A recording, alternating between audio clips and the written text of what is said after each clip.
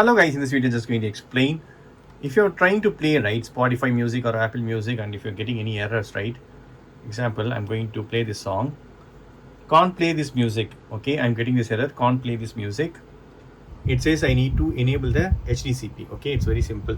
So for some purposes, if I'm connecting to the PC using a video capture card, we need to turn off. So I did that, so I need to disable it. So we need to go to settings. Okay, under settings, go to system. So under system, come to HDMI, and here you can see this HDCP is turned off. Okay, it's turned off, so I need to enable it by pressing this X button. Cool.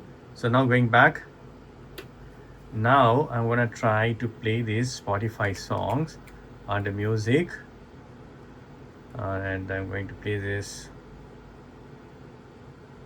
Wow, it's now playing. Super, right? So you need not to log in also. Directly you can just play the Spotify songs.